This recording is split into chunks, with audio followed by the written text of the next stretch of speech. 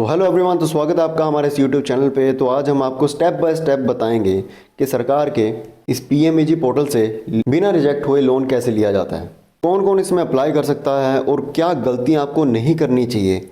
देखिए, ये जो लोन अप्लाई करने के लिए फॉर्म दिया जाता है ना, 99% लोग इस फॉर्म को भरने में गलती कर देते हैं और उनका लोन रिजेक्ट हो जाता है। आज आपको स्टेप बाय स्टेप सही तरीके से फॉर्म को फिल करना सिखाएंगे ताकि आपका लोन रिजेक्ट ना हो। और जानेंगे हमें कितना लोन मिलता है, कितनी सब्सिडी, पूरी जानकारी लेंगे। तो वीडियो को पूरा देखिए, इसे देखने के बाद आपका लोन कभी रिजेक्ट नहीं होगा। देखिए, अभी ये फॉर्म भरने से पहले ना हमें ये जानना ज़रूरी है कि ये लोन आपके लिए है भी या नहीं, आप एलिजिबल हो भी या नहीं, क्या इसमें सच में लोन मिलता है। देखिए, ये जो स्कीम्स होती हैं ना, ये 100% जेन्युइन होती हैं। दिक्कत ये होती है हमें सही तरीका नहीं पता होता इसमें अप्लाई करने का, और हमें लगता है ये बेकार की चीज़ें हैं।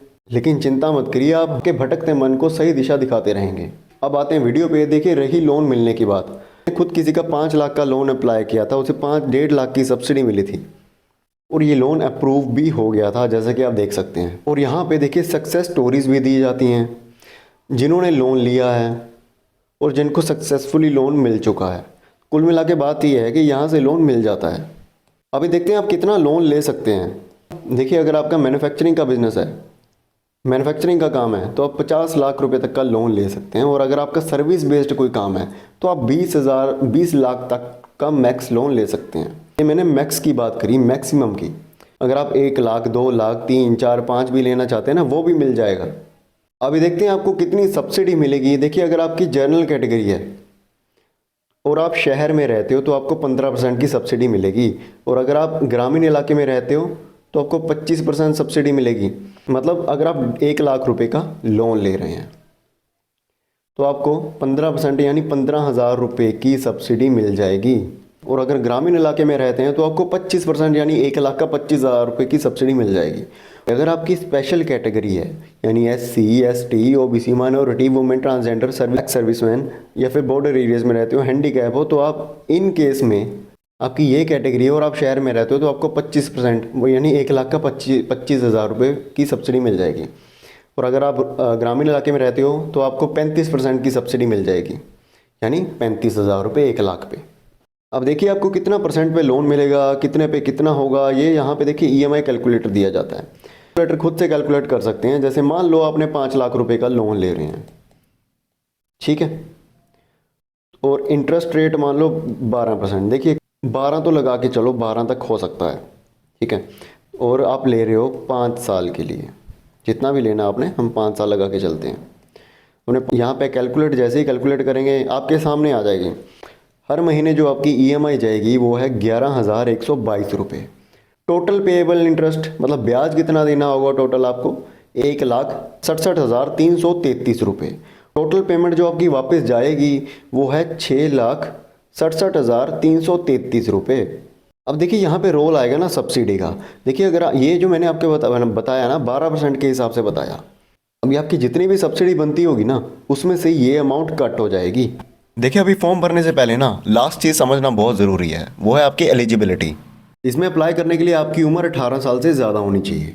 और देखिए, अगर आपका मैन्युफैक्चरिंग का काम है और आप 10 लाख से ऊपर लोन लेना चाहते हैं, या आपका सर्विस बेस्ड काम है और आप 5 लाख से ऊपर लोन लेना चाहते हैं, तो आप कम से कम 8वीं पास होने चाहिए। और अगर इससे कम का लेना है तो 8वीं पास होना ज़रूरी नहीं है। और अगर आप पहले से कोई सरकार की कोई स्कीम का फ़ायदा उठा रहे हैं, इस्तेमाल कर रहे हैं, तो इस केस में आपको सब्सिडी नहीं मिलेगी। आप लोन तो ले सकते हैं लेकिन दोबारा आपको सब्सिडी नहीं मिलेगी। तो चलिए अभी फॉर्म फिल करते हैं, देखते हैं किस तरह से सही तरीके से फॉर्म फिल करना है। इस वीडियो को ध्यान से देखना। अभी यहाँ देखिए, यहाँ जो एप्लीकेशन फॉर न्यू यूनिट है, इस पर अप्लाई पे क्लिक करना है आपको। यहाँ आपके सामने एक लंबा सा फॉर्म आ जाएगा। देखिए, इन्होंने साथ में बता तो रखा है, लेकिन आपको कई चीज़ें ऐसी हैं इसमें जो कि आपको नहीं पता लगेंगी, कंफ्यूज हो जाओगे। इस चक्कर में आप कुछ भी भर दोगे और आपका गलत हो जाएगा, लोन रिजेक्ट हो जाएगा। तो इसलिए पूरा देखिए इसे। इसमें आपका आ गया आधार कार्ड। यहाँ देखिए, दूसरे पे आपको यहाँ पे अपना नाम डालना है, जैसा आपके आधार कार्ड में लिखा है ना, सेम वैसा ही नाम डालना है। फिर यहाँ पे सिलेक्ट एजेंसी पे क्लिक करना है। यहाँ पे आपको एक एजेंसी चूज़ कर लेनी है, जैसे यहाँ मैंने चूज़ कर ली KVIC, ठीक है। तो आपके अगले में आपको अपनी स्टेट डालनी है, आपकी जो भी स्टेट है आप वो स्टेट डाल सकते हैं। तो अगले में इसके बाद अपना डिस्ट्रिक्ट डालना है। यहाँ पे आपका जो भी डिस्ट्रिक्ट है वो एंटर करने के बाद यहाँ पे टिक कर देना है। फिर इसके बाद नीचे आना है, यहाँ आपने अपना जेंडर सेलेक्ट करना है। 10वें नंबर पे आपको सामाजिक श्रेणी चूज़ करनी है।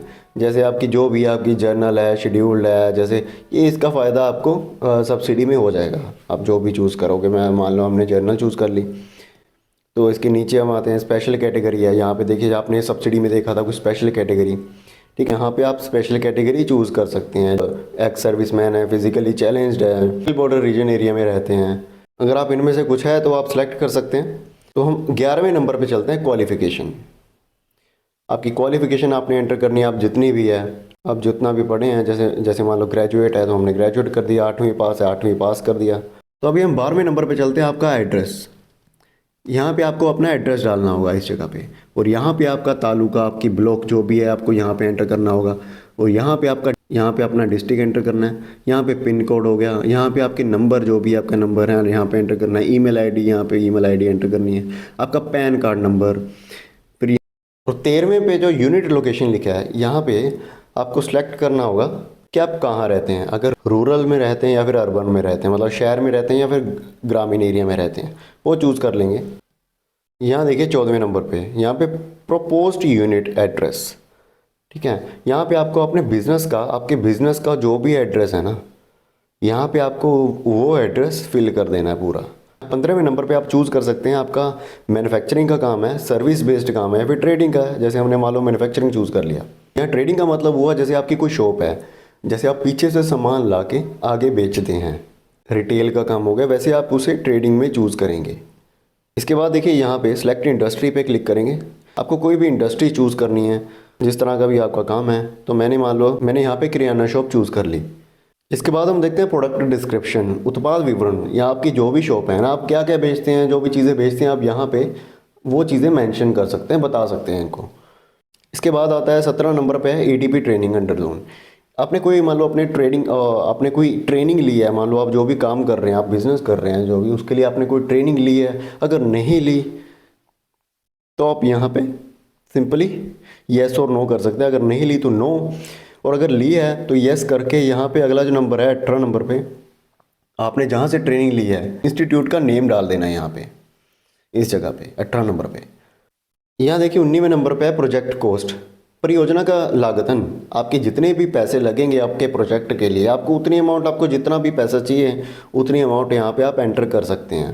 जैसे मान लो हमें चाहिए 2 लाख रुपए, तो हम यहाँ पे 2 लाख रुपए एंटर कर देंगे।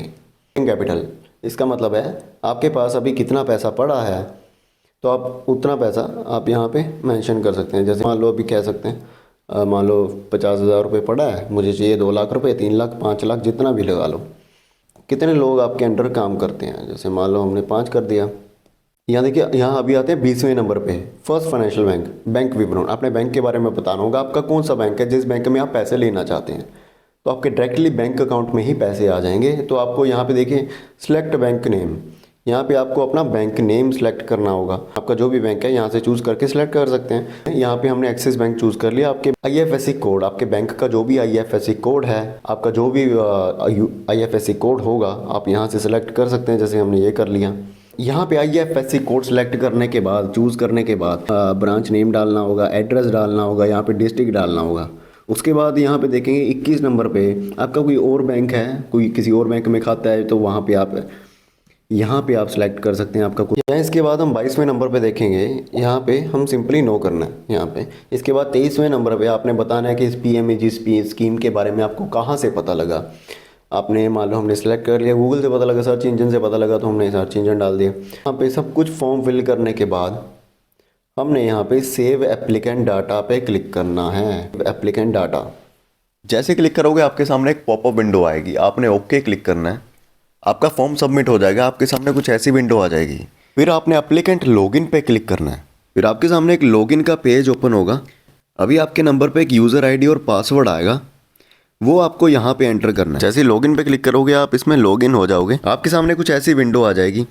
फिर यहाँ ऊपर आपने अपलोड पे क्लिक करना है। इसके बाद आपको यहाँ पे अपनी पासपोर्ट साइज़ फ़ोटो अपलोड करनी होगी यहाँ क्लिक करके, और नीचे जो आपकी कोई प्रोजेक्ट फाइल है, मान लो अपने बिज़नेस की कोई समरी बना रखी है PDF में, वो यहाँ पे अपलोड कर सकते हो।